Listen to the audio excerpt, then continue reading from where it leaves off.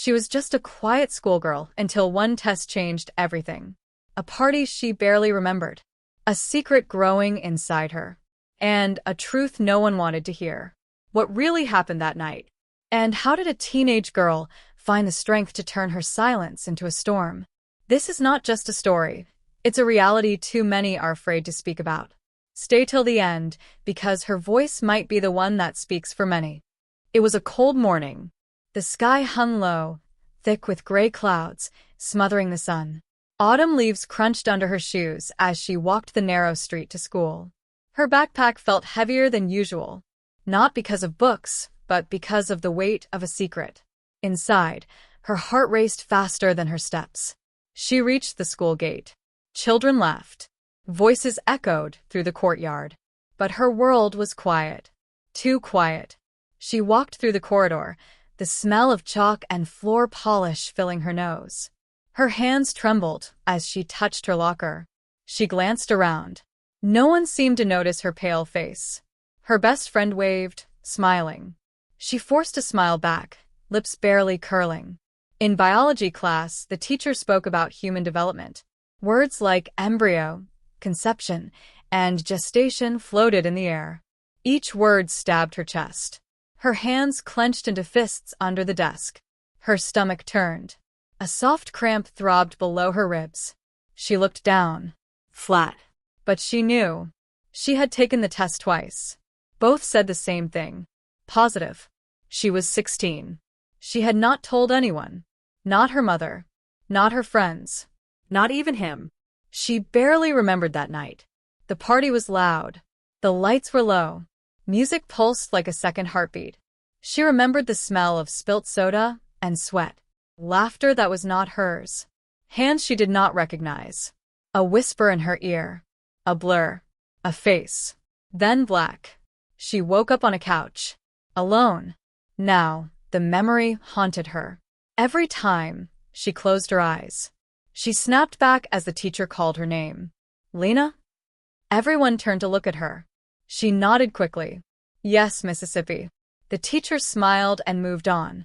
But Lena could feel it. 1,000 eyes. 1,000 thoughts. She walked out during lunch. To the far end of the field, where no one went. The wind brushed her face. Her fingers gripped the edge of her jacket. She closed her eyes and listened. Birds chirped in the trees. Leaves rustled softly. But then she heard footsteps. One pair. Slow. Deliberate. She turned and saw her mother, standing with a paper in her hand. A test. Positive. Her mother's face was frozen. Eyes wide, mouth parted. The silence between them screamed. Lena's knees buckled slightly. She did not speak. She could not. Her mother stepped closer. The wind carried the scent of her perfume, lavender, and something sharp. The crumpled paper trembled in her hand. Lena met her mother's eyes. And in that instant she saw it. Not anger. Not disappointment. But fear. Raw, deep fear. Her mother opened her mouth, but no words came. Lena felt her throat tighten. Her vision blurred at the edges. The air felt too thick. She struggled to breathe. I was scared, Lena whispered. Her voice cracked like old glass. Her mother blinked, slowly. A tear slipped down her cheek. I thought you were safe, she finally said. Lena looked away. A bird flew overhead, its wings slicing the silence. The world kept turning, but hers had stopped weeks ago. I did not choose this, Lena said. I do not even remember choosing anything. Her voice grew steadier, each word rising like a tide. Her mother stepped forward again, wrapped her arms around her. Tightly. Lena froze, then sank into her embrace. Her chest hitched. Her body shook. Tears spilled without sound. They stood like that, the wind curling around them. Two figures in a field of gold and gray. Lena wanted to stay there forever, but deep down she knew this was only the beginning. Whispers had already started at school. She heard them in hallways, in bathrooms, at the back of classrooms. Did you hear about Lena? She is pregnant. Do you know who the father is? Voices like knives. smiles like poison. And still, she walked through the halls with her head high. Each step a battle, each breath a victory. Until one day, he showed up, standing by the school gate, wearing the same jacket from that night, eyes too calm, mouth too smug, and in his hand, a phone, recording her. Her stomach clenched, her legs turned to ice. He smiled, slow and cruel. "Ready to talk?" he asked. And that is when she remembered what he had whispered that night, what he had done, what he had threatened, and how she had kept it buried. Until now, her breath caught in her chest. She took one step back. Her mind raced, faster than her heart. The memories slammed into her, clearer now. His hand gripping her wrist. His voice, low and slurred. "Do not say anything, or no one will believe you." And she had believed that. For too long. Her fingers clenched into fists. Her knees stopped trembling. She looked him in the eye. For the first time, without fear. "You do not get to scare me anymore," she said. His smirk faltered. "What are you talking about?" he said, laughing nervously. But Lena stepped closer. Her voice sharpened. "You know exactly what I am talking about." Students nearby began to look. Whispers started to rise. Phones came out. He noticed. His grin vanished. "Delete that," he barked at a girl recording. But she did not. Lena kept her eyes on him. "I remember everything," she said. And that was a lie. She remembered only pieces. But now it was enough. Enough to speak. Enough to fight. He turned to leave. But a voice called out behind her. It was the principal. And, beside him, a police officer. Lena's mother stood with them, her face pale but set like stone. She had told them everything. The test. The fear. The night. Lena felt a wave of heat rise through her. Shame. Relief. Rage. The officer stepped forward. The boy froze. And as the handcuffs clicked, Lena finally exhaled. The sound of the handcuffs echoed louder than the wind. He looked at her, eyes wide now. Not with power, but with panic. The crowd grew. Students whispered, gasped, stepped back. Some stared. Some recorded. Lena stood still. Her hands no longer shook. The officer led him away.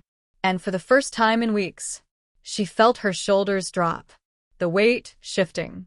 Her mother reached for her hand. Their fingers locked. Warm. Grounding. The principal's voice came through, gentle but firm. "Lena, you are not alone in this." She nodded slowly.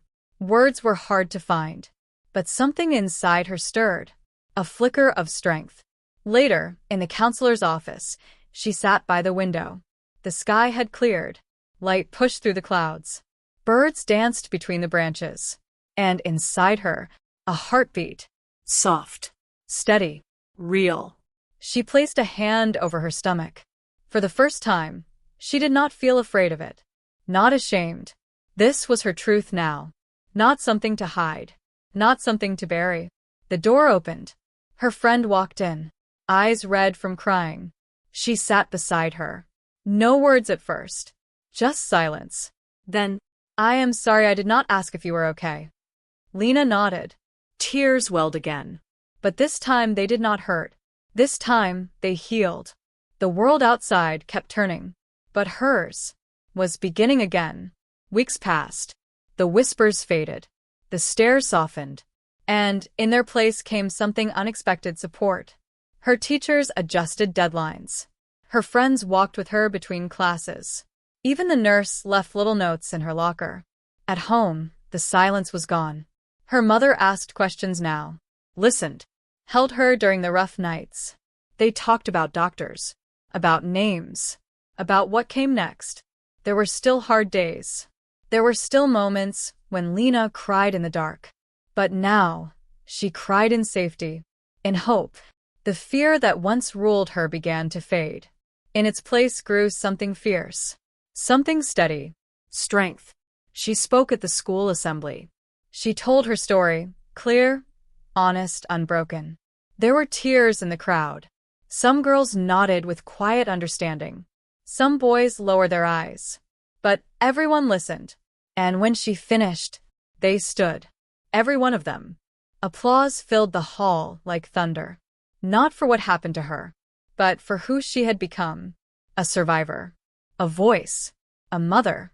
Later that night, lying in bed, she placed her hand on her belly. The flutter of movement met her palm. A kick. She smiled, eyes closed, whispering into the dark. You are not a mistake. You are the reason I kept going. And outside her window, the stars burned quietly, like a promise, like a beginning, like light returning after the longest night.